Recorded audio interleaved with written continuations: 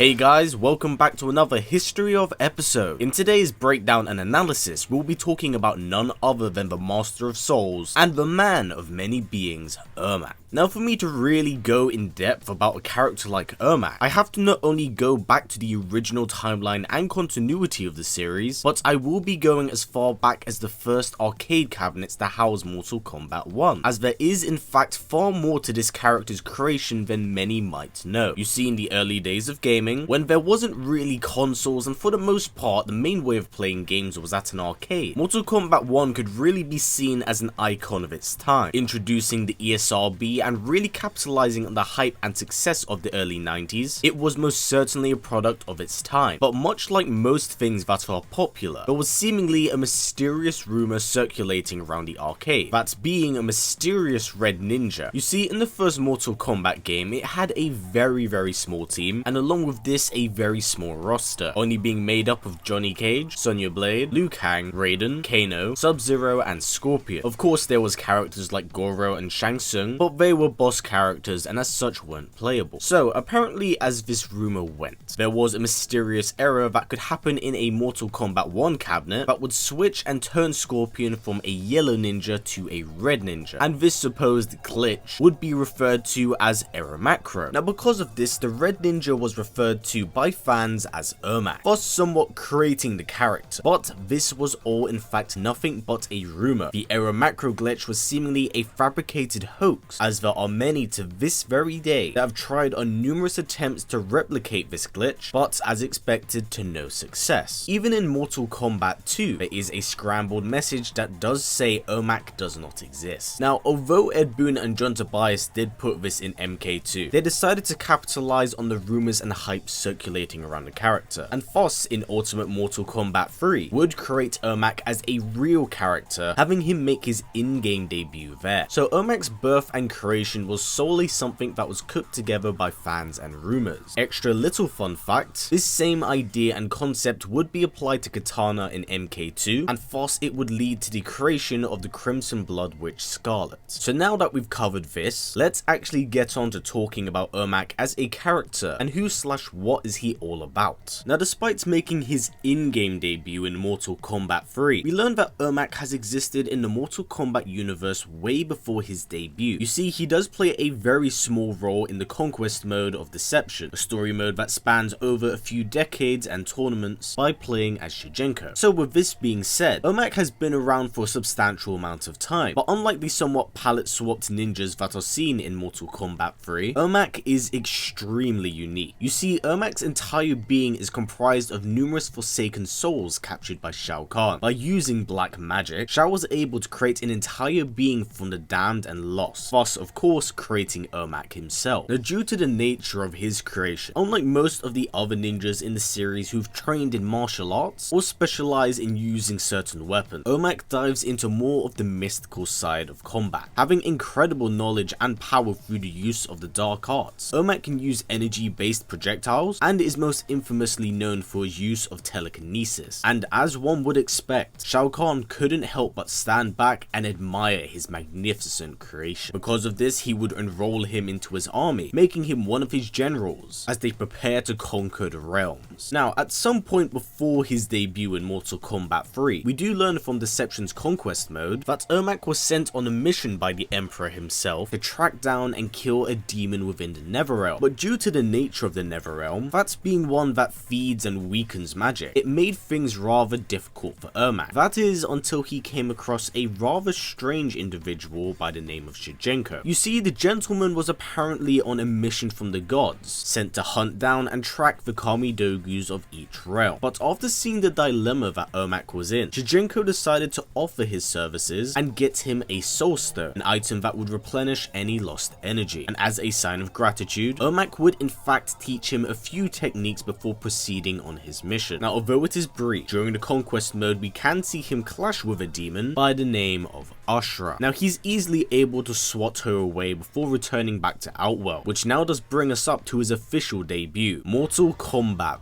3. Now after Shang's failure in MK1 and Shao Kahn's defeat in Mortal Kombat 2, the Emperor was frustrated with Earthrealm constantly evading his grasp, and thus decided if he couldn't take Earthrealm through Mortal Kombat, he would engage it with more of a head-on approach, that of course being invasion. Now despite knowing of this big huge battle going on, we are unaware of the finer details of Ermac's involvement in the invasion of Earthrealm, as it isn't at all documented, but we do know that he was very much so present during the fight, just not to who he came into contact with. Now upon the fall and defeat of the Emperor at the hands of Liu Kang, Ermac and his master would return back to Outworld as they would somewhat lick their wounds after their defeat. Mortal Kombat Deadly Alliance. Although Ermac isn't present on the main roster of this game, he is in fact part of another character's story, that being Kenshi. You see, a substantial amount of time passes between Mortal Kombat 3 to Deadly Alliance, and during this time, Shao Kahn has seemingly been betrayed and killed by the duo of Shang Tsung and Quan Chi. Now due to Ermac's connection to the Conqueror, when Shao perished, it was as if a light switch turned off in Ermac's head, and he was just left on autopilot, aimlessly seeking Outworld for leadership, but of course he would find nothing in the wasteland. At least that's what it seemed. In due time, he would in fact come across the blind swordsman Kenshi, who was actually on a revenge mission against Shang Tsung. Now the man felt sympathy for the enslaved lost soul, and first used his telepathy to sever Shao Kahn's mental link to Ermac. This in turn would free him, and as a sign of goodwill and gratitude, Ermac would teach Kenshi the telekinetic slam before the two parted ways. Now of this done, Ermac had no purpose or goals in his life. He was finally a free individual that was able to go on and choose his own destiny. Mortal Kombat Deception. After finally gaining his senses, Ermac felt guilt and remorse for all the sins he did under Shao Kahn's influence, and thus from this point onwards would pledge to become something that would help the realms and do what he deemed was right. Now call it a coincidence, but this change of heart was at the right time. You see, the Earthrealm defenders had all fallen at the hands of the Deadly Alliance, and the Dragon King Onaga had seemingly returned, with conquest across the realms on his mind. All must come together in order to stop him. So whilst exploring Outworld for survivors, Ermac would come across the lost soul of Liu Kang. Although separated from his body, Liu's sheer will alone kept him on the mortal plane, as he couldn't allow someone like Onaga to succeed on his mission. Thus the two would band together with Shujinko and Nightwolf, and they would storm the Dragon King's stronghold. Although Onaga had the numbers game, as he had revived the fallen Earthrealm defenders, Ermac and Liu were able to hold them off long enough for Shujinko to deal the finishing blow to the Dragon King and have Nightwolf seal him to the Netherrealm with the Sin Eater. So they were successful in their mission, and the Earthrealm defenders were free of Onaga's grasp. But the realms weren't safe just yet, as the battle is far from over. Mortal Kombat Armageddon. Upon learning about the Pyramid of Argus and a doomsday clock that was now set in motion, Ermac would join the forces of light to destroy the forces of darkness, but it seems like Ermac was either defeated or seemingly killed, as Shang Tsung would later take his form and use it as a way to fool Kenshi before killing him. Now of course, with this effectively being the end of the original timeline, everyone does die anyway, and Shao Kahn is victorious at the Battle of Armageddon, absorbing the power of Blaze and effectively becoming the One Being. But in order to prevent these events from ever happening, Raiden would send a message to his past self in the hopes that this outcome would never happen. And if you can't tell, this effectively serves as a reboot for the series, as the story of that game begins at the first tournament. So we are now at the reboot, that being Mortal Kombat 9. Now in the rebooted canon, Ermac does in fact appear far earlier in this continuity than that of the original, appearing within the first tournament, demonstrating his incredible power. But despite the display he does put on, he would be defeated by the White Lotus representative, Liu Kang, who would later go on to win the entire tournament. And because of this, they would return back to Outworld. Now as expected, Shao Kahn was extremely unhappy with this loss, as he was on the brink of invasion. So because of this, he wished to have Shang Tsung executed, but the scheming sorcerer was able to put together a plan, this being another Mortal Kombat tournament, but one that takes place on Outworld's home turf, giving them the home field advantage. So with another opportunity presented before him, Shao would understandably take it, and to force their hand to engage, Shao Kahn would have have Sonya Blade be kidnapped, so the Earthrealmers had to tread on Outworld soil. Now during the second tournament, we get to see some pretty impressive feats of power, as after Sonya Blade is rescued by Johnny Cage and Jax, they accidentally venture into Outworld's soul chamber, where they do come across Sub-Zero, but by doing so they awaken Ermac. And although Jax is quite the powerhouse, attempting to take the Mystic on, Jax's brute force proves to be no match for his dark magic, and uses his telekinesis to rip off Jax's arm, so this forces Sonya Blade to rush to Jax's side, while Sub-Zero takes on Ermac. Now despite Ermac's overwhelming power, Sub-Zero proves to be just as formidable, defeating him before continuing on his revenge mission. Now later on during the tournament, Ermac can be seen fighting against Johnny Cage, of which he seemingly does defeat the actor and breaks his leg. Now we don't see much of Ermac after this point in the tournament, but after Kung Lao is killed by Shao Kahn and Liu Kang defeats the Emperor, the Outworlders are left skeptical about what to do, as Shao Kahn was seemingly killed, but with assistance from Quan Chi, the Emperor was able to heal, and seeing as he failed once again in defeating Earthrealm in Mortal Kombat, much like the original timeline, he would proceed with his invasion. Now in this interpretation of the invasion, Ermac plays a far bigger role in the attack, taking on the likes of Curtis Stryker, as well as a cyberized version of Sub-Zero, but once again he would be defeated by both the Officer and Cybernetic Ninja, which really does bring us to the events of the Mortal Kombat X comic book run, and unfortunately things get rather convoluted for Ermac as a character here. But before we get to that, let's talk about the end of MK9 and what exactly happened up to the Mortal Kombat X comic book series. Now by the end of Mortal Kombat 9 story mode, a majority of the Earthrealm defenders have perished, but Shao Kahn would be defeated, and because of this a new Khan had to be appointed, and it seemed only natural for it to fall into the hands of Mileena, and she would serve to be Outworld's new ruler. But despite the new leadership, Outworld fell into disarray, with chaos and anarchy erupting amongst the streets. Ermac would loyally stick by her side, but he knew that he couldn't deny that a lot of doubt was put in his mind of her leadership, and this somewhat brings us up to the MKX comic book run as well as MKX. Allow me to explain. You see, in the Mortal Kombat X comic book run, Ermac is loyal to Mileena, who at the time is no longer Khan, and as such has been pushed to the outside of Outworld. But from the scene we do have in Mortal Kombat X, where Kotal first strikes his deal with D'Vorah, which seemingly takes place before the comic books, Ermac is loyal to Mileena, but does turn on her. So I'm not entirely too sure what's going on with Ermac during this time period, as the comics do clash with the game, but both are canonical. It doesn't really make much sense, and I believe there may be some poor form of communication discussing what happens in the game to what happens in the comic, because this whole Ermac thing doesn't really make much sense. Regardless, I'm still going to run over the Mortal Kombat X comic books. Definitely do feel like I needed to point this out. But anyway, the general gist is, Mileena is no longer Khan of Outworld, so she has assembled her own army to go up against Kotal, including the likes of the former Outworld General Reiko. Now although things are shaky, everything is seemingly going to plan, but there's far more going on than meets the eye. You see, Reiko has secretly been plotting behind Mileena's back with the Chaos Cleric Havoc, as Reiko wishes to obtain godhood through the use of blood magic and tainting those through the Kami Dogu daggers. So Reiko wishes to use this to obtain godhood and create an army. However, once Mileena learns about Reiko's deception, she would storm Shang Tsung's island with Ermac and her Tarkatan horde, and together they would attempt to destroy him. Now it is a formidable battle, but Ermac binds his time, choosing when to strike, because by doing so he's able to sneak up on Scarlet and allow Mileena to destroy her legs. He then sets his eyes on Reiko, to which Kotal, Mileena and Ermac all team up to destroy him. But Reiko proves to be far more formidable than they had expected. Tainted by the blood code, he proves to be quite a durable monster. But this doesn't quite stop them, as they try new and brutal ways of dismembering him. But before they're finally able to kill him, they are all struck down by a blood code corrupted Raiden. Now after being knocked unconscious, Ermac is laid out on an altar, and Havoc is forcibly draining the souls out of him. You see, there was far more going on here than Reiko could comprehend. Although he was offered godhood by Havoc, this was all secretly a plan by the Chaos Cleric to turn him into a vessel for Shinnok's amulet. By doing so, he killed Reiko and gained unlimited power due to the amulet now in his possession. To somewhat guarantee his safety, he would attempt to harvest Ermac's souls to create a protective barrier. But before he could do this, Havoc would be attacked by Takeda Takahashi as well as the remainder of Kotal's forces, and with some assistance from a revived Hanzo Hasashi, Havoc would be defeated. Now though the battle was over, it seemed like Ermac had some form of revelation. You see, Mileena immediately wanted to scatter, but Ermac told her that he couldn't go with her, after seeing the way she had treated her subordinates, as well well as being aware of what she was like in control of Outworld, he chooses to sever his ties to her, siding with Kotal from this point onwards. Once again, this doesn't make too much sense with what we see in the game and what we get in the comics, but I feel like it was definitely worth covering the comics as it has been confirmed by the writers as canonical. Just not a lot of it lines up too well. But this brings us to our next game, Mortal Kombat X. Now, Ermac can be seen extremely early on in the story mode of this game. Appearing in the second chapter, being part of Kotal's forces, he can be seen escorting Kotal's carriage through Outworld streets. And all seems well, at least till they quite literally hit a roadblock. As you see above the streets and on top of the balcony, Mileena is secretly plotting an ambush against Kotal, and when they hit a roadblock, she springs her Tarkatan horde on them, which Ermac is able to dispatch and fold many of them. Now, although Mileena has the element of surprise, Kotal shows his worth as a card, defeating all of Melina's generals, including the fallen monster herself. But just as she's about to be dealt the finishing blow, she pulls out the amulet of Shinnok and is able to save herself from the death blow, but it does knock her unconscious. Fortunately for her, before Ermac or Kotal are able to act, she is teleported away by the demigod Ray, and thus the Outworld war does wage on. Now, during the events of Mortal Kombat X's story, once the special forces learn that Mileena has the amulet in her possession, an alliance is forged between the two sides, and together they're able to defeat Mileena and obtain the amulet. But when Cassie and her team request ownership of the amulet, Kotal instead has them be imprisoned, due to the fact that he believes that the safest hands are his own. Now, as this is going on, we learn that the Vora has betrayed Kotal and is secretly an agent of Shinnok, so Reptile, Ermac and Eren Black travel out to the docks to see the damage that's been done. But when they arrive there, Cassie and her team have managed to escape their cells, and the two sides do clash. Now, Ermac is able to hold his own against the new generation, but when he goes up against the young Takahashi, Takedo proves to be far too much for him, and Ermac is defeated. Ermac makes his final canonical appearance during Jackie's chapter. You see, after Shinnok was released from his amulet, Cassie and her team set off to the Sky Temple in order to stop Shinnok from corrupting the Jinsei. But when Kotal realizes how bad the situation has become with Earthrealm, he believes that by killing the new generation and bringing their heads to Shinnok, he may in fact buy some time. So Ermac, being led by Kotal, battles Cassie's team, with Ermac in fact going up against the young Briggs. Now, the two do fight, and Jackie's able to hold her own, defeating the Master of Soul. But although they are able to get these small victories, the numbers game does catch up to Cassie's team, and they are overwhelmed. But before they're able to execute them, the Lin Kuei arrives led by Sub-Zero and force Ermac and his allies back to Outworld, giving Cassie's team the opportunity to go ahead and defeat the fallen Elder God. But yes, this is in fact the last time we do see Ermac within the main canon. His fate is somewhat left unknown for Mortal Kombat 11. You see, the crypt isn't really part of the main story or main canon at all. It does seem to serve and exist as its own thing, so I wouldn't consider Ermac's death in the crypt something that's canonical within the main series. So really, we don't know the fate of Ermac as of right now. The character has been teased at a little bit in a few intros, but not all of these kind of hold weight to them. So we just don't know what's happened to the character. But with the amount of time that's passed between X and 11, there's always the possibility that he did perish, as it was teased in his own MKX arcade ladder ending that he is to be killed by Shang Tsung. And Shang Tsung does appear as DLC for Mortal Kombat 11 and does also have his lift in game. Again, it's unclear, but this covers everything regarding Ermac within the Mortal Kombat franchise. Also, two little extra tidbits of information. It's been hinted at that Ermac houses the soul of two notable individuals, one being Kitana's father, King Jared, and the other one being Shao Kahn when he perished in Mortal Kombat 9. So yeah, extra little fun tidbit of information for you right there. But anyway, that wraps up everything I did want to say here. I hope you have enjoyed this video and learnt more by doing so. I know Ermac is a fan favorite. He has a fantastic design in 11, which makes it a real shame that he isn't a playable character. Judging by his redesign, he must have been on the cutting room floor to make it in, but possibly due to time constraints, just couldn't wind up in it. But who knows, with DLC and Kombat Pack 2 being a hot topic right now, we could most certainly see the Master of Souls return. But until then, we all must wait and be patient. But yes guys, that wraps up everything I did want to say here. So if possible, let's try getting this to about 500 likes, as it is an amazing way of supporting this channel. And also do not forget to tick that bell, as it will notify you and keep you up to date with what exactly is going on with the channel. But yeah, as always, please comment, like, subscribe, and share this video with everyone you know. Please take care, and I'll see you all next time.